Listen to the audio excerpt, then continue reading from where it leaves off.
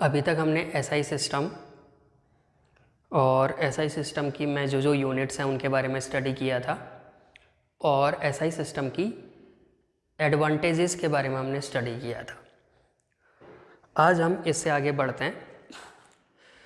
तो हमने पढ़ा था कि एसआई सिस्टम एक मैट्रिक सिस्टम है जिसमें कि किसी नंबर को हम क्या करते हैं 10 की पावर्स में एक्सप्रेस करते हैं, है ना। कोई बड़ा नंबर है तो उसको हम साइंटिफिक नोटेशन में चेंज करके उसको 10 की पावर्स में लिखते हैं। तो हम 10 की पावर क्या क्या यहाँ पर यूज करते हैं उनके बारे में थोड़ा सा हम पढ़ते हैं। तो मल्टीपल्स एंड सब मल्टीपल्स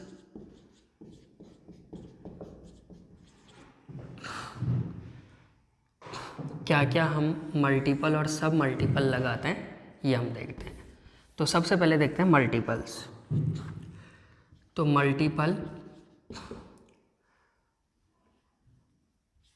मल्टीपल्स इसका नेम और इसका सिंबल, ठीक। तो मल्टीपल हम यूज करते हैं 10 टू द पावर 1। इसका नेम होता है डेका, क्या कहते हैं डेका। इसका सिंबल होता है डी ए डेका। फिर 10 की पावर 2 इसको कहते हैं हेक्टो, इसका सिंबल होता है एच। फिर 10 की पावर 3 इसको कहते हैं किलो, इसका नाम क्या है किलो, इसका सिंबल के, ठीक है। ऐसे ही हम यूज करते हैं 10 की पावर 6। 10 की पावर 6 को हम कहते हैं मेगा, 10 की पावर 6 का नाम मेगा, सिंबल कैपिटल एम। फिर हम यूज करते हैं 10 की पावर 9। 10 की पावर 9 का नाम होता है गीगा और इसका सिंबल जी, गीगा, इसको कैपिटल जी लिखते हैं। 10 की पावर 12 इसको कहते हैं टेरा, कैपिटल टी लिखा जाता है।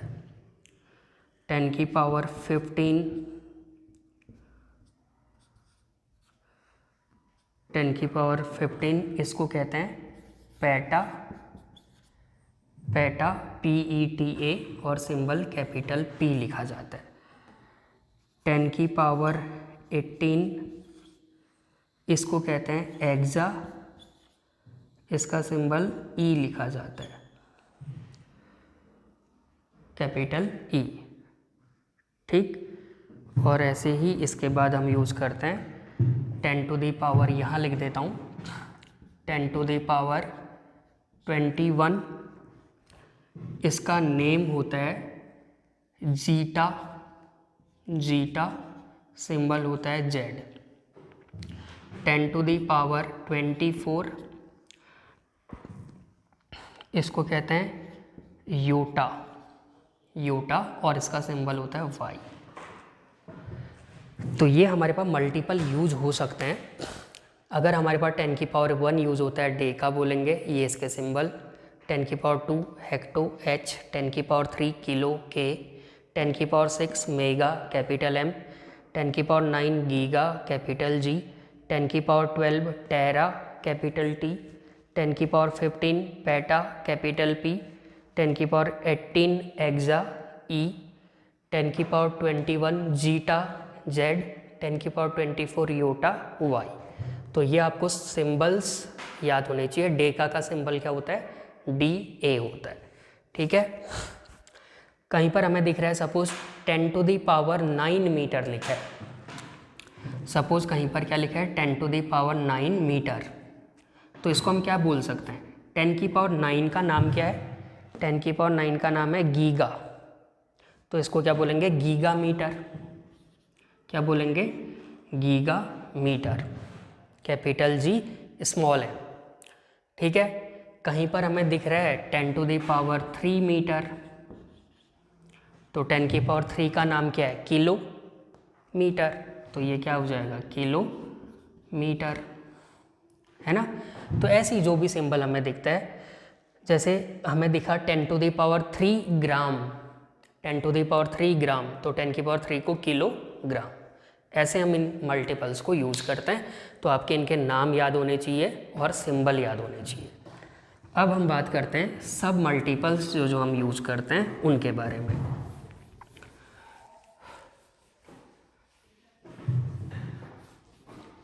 तो अब आते हैं सब मल्टीपल्स। सब मल्टीपल्स नेम और सिंबल।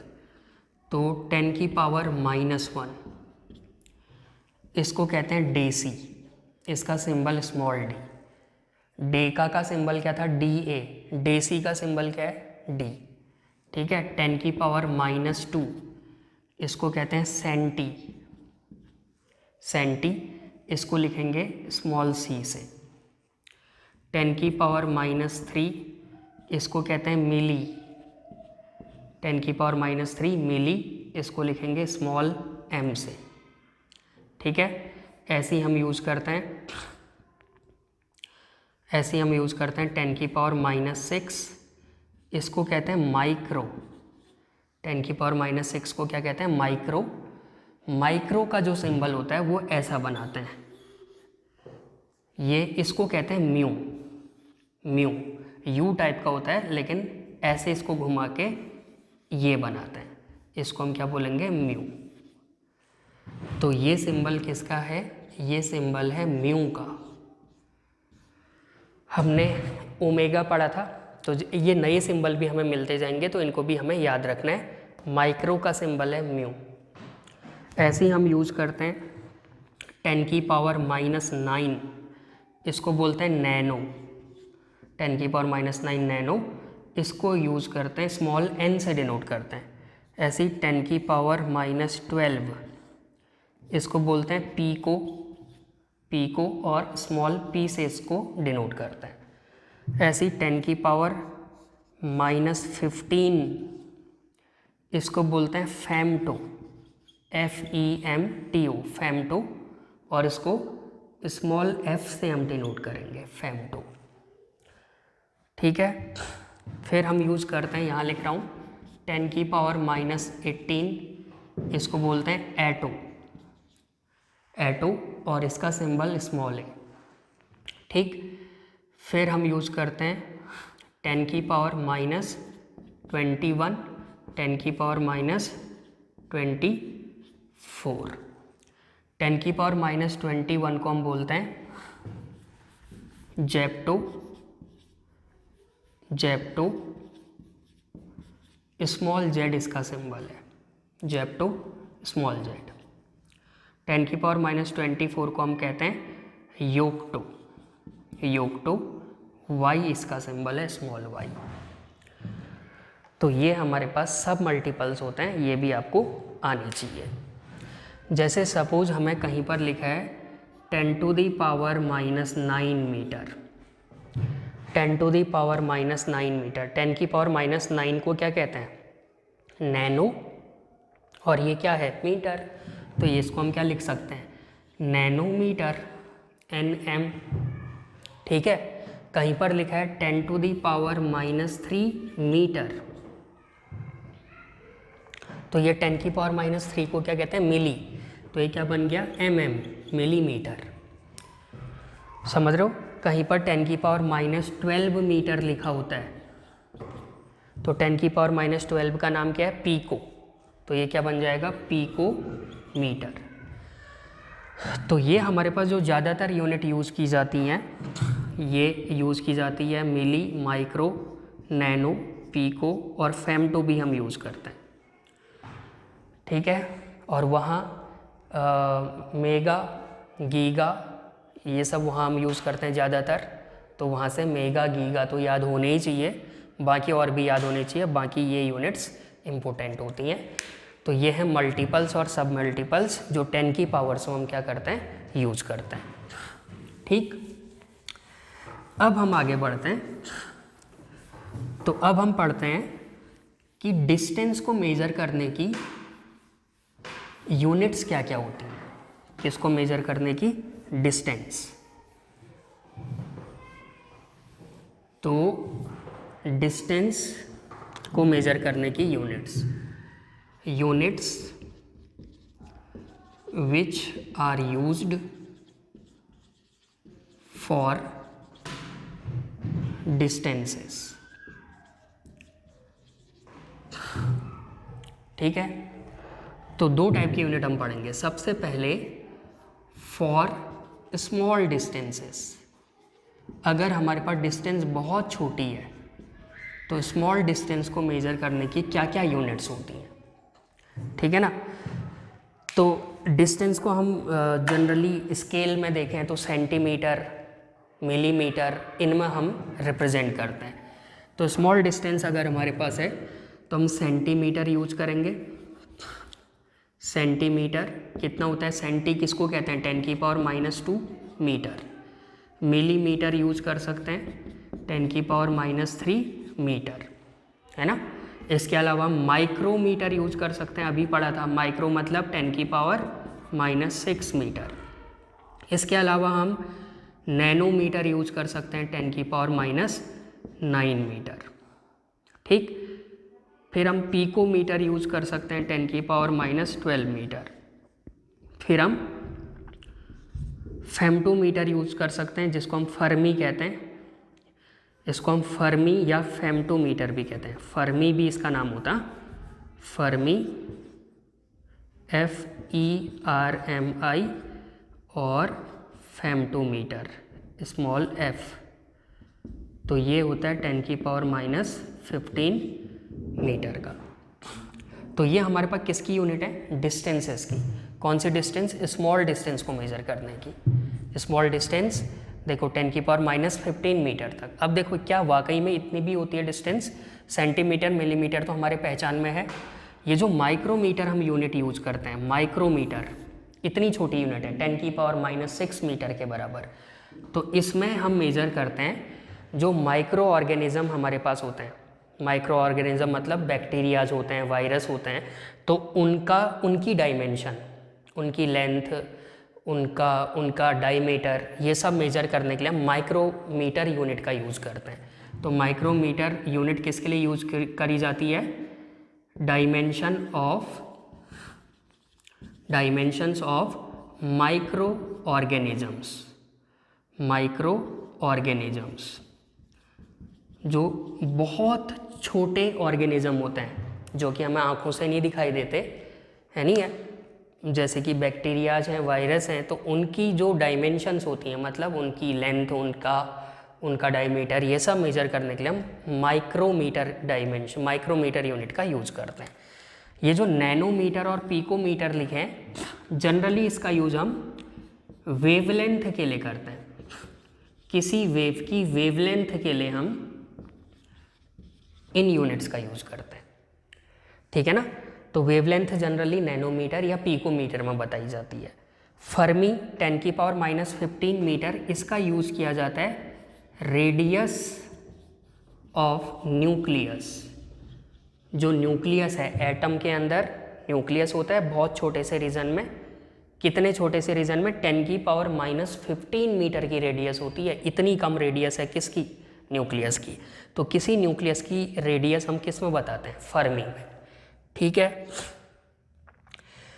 सबसे स्मॉलेस्ट यूनिट डिस्टेंस की, स्मॉलेस्ट यूनिट ऑफ डिस्टेंस की सबसे छोटी यूनिट है, इसको हम कहते हैं प्लैंक लेंथ। क्या कहते हैं, Planck length. Planck length is the smallest unit for distance, और प्लैंक लेंथ में 10⁻⁻35 मीटर होता है। इतनी छोटी यूनिट को हम प्लैंक लेंथ कहते हैं। तो ये सबसे स्मॉलेस्ट यूनिट है, ठीक है। तो ये हमारे पास स्मॉल डिस्टेंस को मेजर करने की यूनिट है। अब हम पढ़ते हैं लार्ज डिस्टेंसेस को मेजर करने की यूनिट्स। तो लार्ज डिस्टेंस, कितनी लार्ज डिस्टेंसेस, लार्ज डिस्टेंसेस का मतलब है कि दो प्लेनेट्स के बीच की डिस्टेंस। फॉर लार्ज डिस्टेंसेस मतलब हो सकता है हम दो प्लेनेट्स के बीच की डिस्टेंस बता रहे हो, जैसे अर्थ से सन के बीच की डिस्टेंस बता रहे हो, है ना, दो गैलेक्सीज के बीच की डिस्टेंस बता रहे हो, है नहीं है।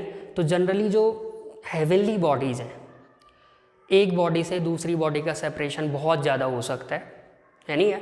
तो उतनी लार्ज डिस्टेंस को मेज़र हम कर रहे हैं, तो उसके लिए हम जनरली 3 यूनिट का यूज करते हैं। पहली जो यूनिट होती है लार्ज डिस्टेंस को मेज़र करने की, इसको कहते हैं astronomical unit.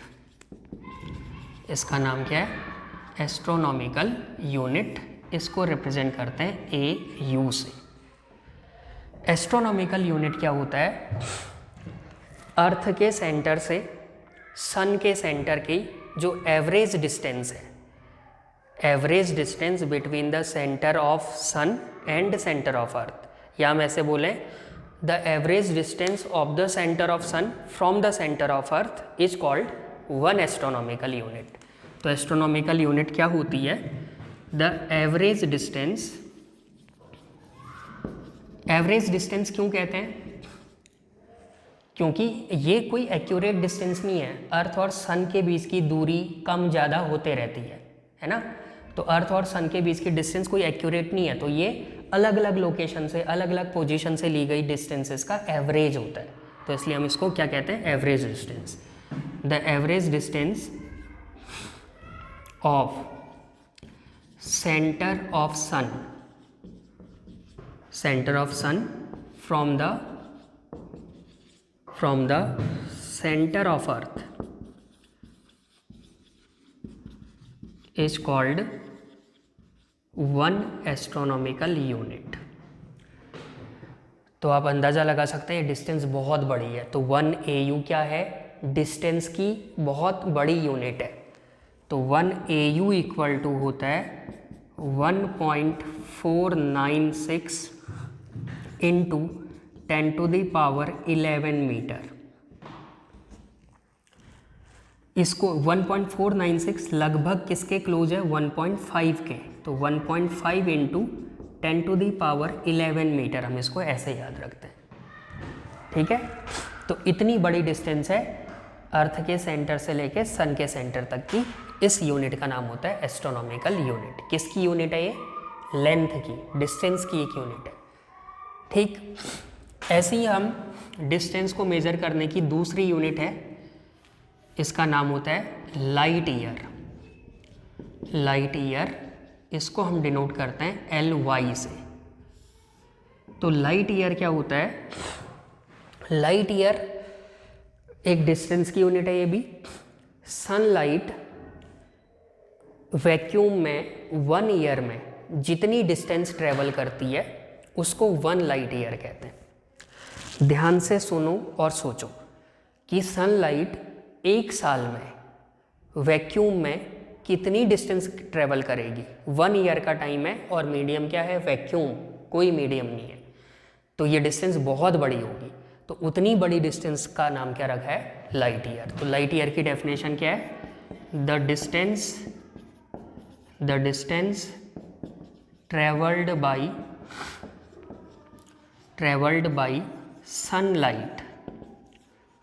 By sunlight in 1 year in vacuum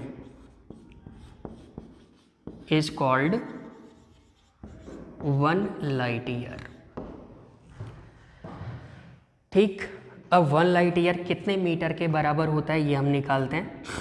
तो हम एक रिलेशन जानते हैं, डिस्टेंस इक्वल टू होता है स्पीड इनटू टाइम होता है। तो डिस्टेंस कितनी है? 1 लाइट ईयर। स्पीड कितनी होती है लाइट की? लाइट की स्पीड है 3 × 10⁸ metre per second. Metre per second, 3 × 10⁸ metre per second, ये लाइट की स्पीड। टाइम कितना है? 1 ईयर। तो टाइम की जगह 1 ईयर। अब टाइम ईयर में है तो हम इसको किस में कन्वर्ट करते हैं? सेकेंड में। तो 1 light year equal to 3 × 10⁸ metre per second into year को सेकेंड में कन्वर्ट करना है, तो ईयर को पहले डेज में कन्वर्ट करते हैं। तो 1 ईयर में कितने डेज? 365 डेज। डेज को आवर्स में कन्वर्ट करो तो 1 डे में कितने आवर, 24 से मल्टीप्लाई, फिर आर को मिनट में चेंज करते हैं, 1 आवर में कितने मिनट, 60, 1 मिनट में कितने सेकंड, 60। तो अब ये पूरा किस में कन्वर्ट हो गया, 60 सेकेंड। क्या किया, इसको मैंने डे में कन्वर्ट किया, फिर आर में कन्वर्ट किया, फिर मिनट में कन्वर्ट किया, फिर सेकेंड में, ऐसे मैंने चेंज किया। सेकेंड से ये सेकेंड कैंसिल होगा, तो अब देखो जो भी आंसर आएगा वो किस में आएगा, मीटर में। तो ये जब हम पूरा सॉल्व करते हैं तो हमारे पास ये वैल्यू आती है 1 light year equal to 9.46 into 10⁻15 metre. उसको सॉल्व करके ये आंसर आता है, और 1 एस्ट्रोनॉमिकल यूनिट ये था। तो आपको ये रिजल्ट याद होने चाहिए। तो 1 एस्ट्रोनॉमिकल यूनिट किस किस के बीच की डिस्टेंस होती है, अर्थ के सेंटर से लेके सन के सेंटर तक की एवरेज डिस्टेंस का नाम 1 AU कहते हैं, जिसमें कि इतने मीटर होते हैं, 1.5 इंटू 10⁻11 मीटर। लाइट ईयर क्या होती है, सनलाइट वैक्यूम में 1 ईयर में जितनी डिस्टेंस ट्रेवल कर सकती है उस डिस्टेंस का नाम 1 लाइट ईयर होता है। 1 लाइट ईयर इक्वल टू कितना मीटर होता है, 9.46 इंटू 10⁻15 मीटर। अगर हम गौर से देखें एस्ट्रोनॉमिकल यूनिट और लाइट ईयर को, तो यहाँ आ रहा है 10⁻11 एस्ट्रोनॉमिकल यूनिट में, और लाइट ईयर में आ रहा है 10⁻15 मीटर। तो ये क्लियर है कि लाइट ईयर एस्ट्रोनॉमिकल यूनिट से बड़ी यूनिट होती है। ठीक है, अब तीसरी यूनिट है, डिस्टेंस को ही मेज़र कर रहे हैं, डिस्टेंस की लार्जर यूनिट हम पढ़ रहे हैं। तो इसकी जो थर्ड यूनिट होती है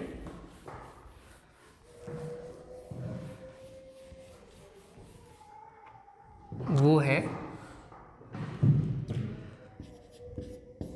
पारसेक।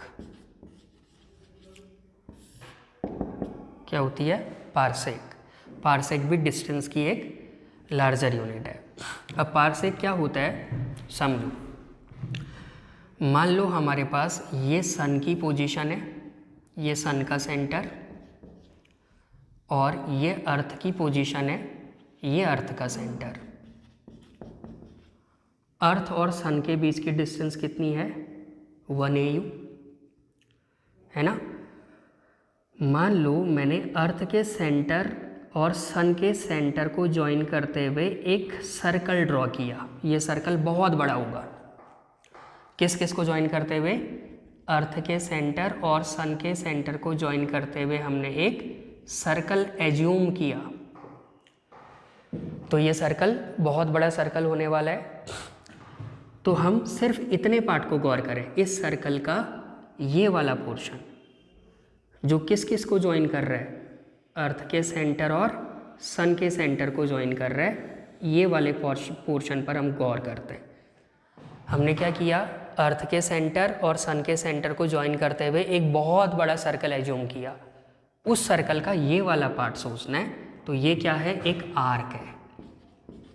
सर्कल का क्या है, ये आर्क। इस आर्क की लेंथ कितनी होगी, तो इस आर्क की लेंथ लगभग कितनी होगी, 1 AU के बराबर। तो इस आर्क की लेंथ लगभग कितनी होगी, 1 AU। अर्थ के सेंटर और सन के सेंटर की डिस्टेंस है अप्रॉक्सीमेटली कितनी, 1 AU। एग्जैक्ट नहीं होगी क्योंकि 1 AU डिस्टेंस वाकई में तो ये वाली होगी, स्ट्रेट वाली। तो आर्क की लेंथ को हम अप्रॉक्सीमेटली 1 AU कह सकते हैं।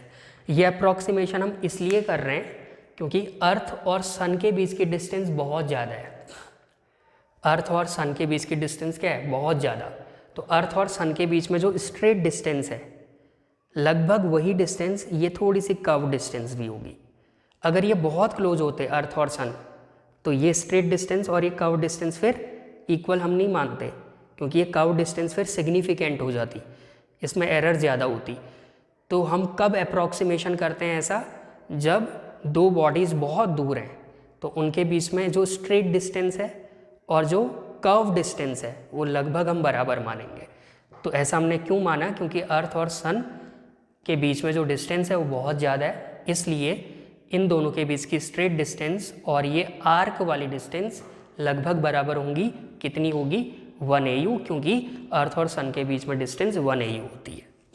ठीक, अब ये जो आर्क है, ये आर्क मान लेते हैं किसी पॉइंट पर, यहाँ कोई पॉइंट है, इस पॉइंट पर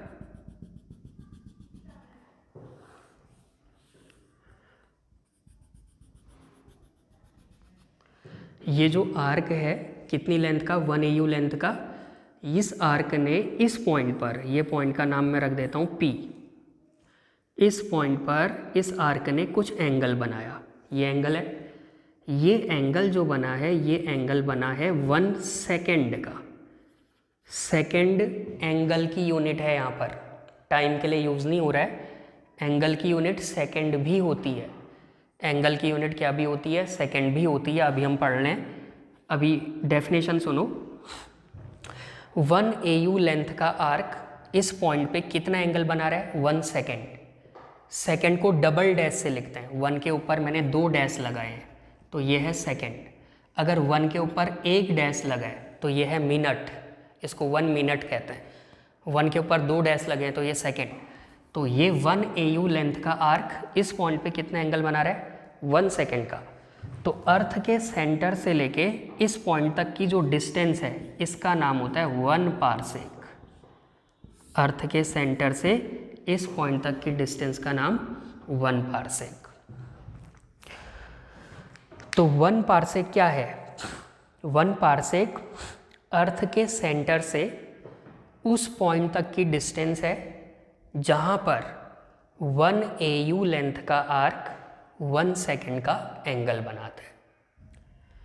1 पारसेक अर्थ के सेंटर से उस पॉइंट तक की डिस्टेंस को कहते हैं जिस पॉइंट पर 1 AU लेंथ का आर्क 1 सेकेंड का एंगल बनाता है। ठीक है, तो हम क्या लिख सकते हैं, 1 parsec is the distance of a point from center of earth where an arc of length 1 AU subtends an angle of 1 second. क्या है, 1 parsec is the distance of a point from the centre of earth where an arc of length 1 AU subtends an angle of 1 second. तो ये जो 1 parsec distance है, ये भी बहुत बड़ी डिस्टेंस है। 1 पारसेक इक्वल टू है 3.1 into 10 to the power 16 metre. 3.1 into 10 to the power 16 metre, इतनी बड़ी डिस्टेंस का नाम 1 पारसेक होता है। तो ये 3 यूनिट हमने किसके लिए पढ़ी, लार्ज डिस्टेंसेस के लिए, और उससे पहले जो यूनिट पढ़ी थी माइक्रोमीटर, पिकोमीटर, नैनोमीटर, फेमटोमीटर, वो सब स्मॉलर यूनिट्स थी। ठीक है, तो हमने जो ये लाइट ईयर पढ़ा, 1 एस्ट्रोनॉमिकल यूनिट पढ़ा, लाइट ईयर पढ़ा और पारसेक पढ़ा। 1 एस्ट्रोनॉमिकल यूनिट कितना था, 1.5 इंटू 10 की power 11 metre. 1 light year 9.46 into 10 की पावर 15 मीटर। 1 पारसेक 3.1 इंटू 10 की पावर 16 मीटर। इनमें सबसे बड़ी यूनिट कौन सी है, पारसेक, 10 की पावर 16 मीटर। उससे थोड़ी सी कम लाइट ईयर, 10 की पावर 15 मीटर। उससे थोड़ी सी कम एस्ट्रोनॉमिकल यूनिट।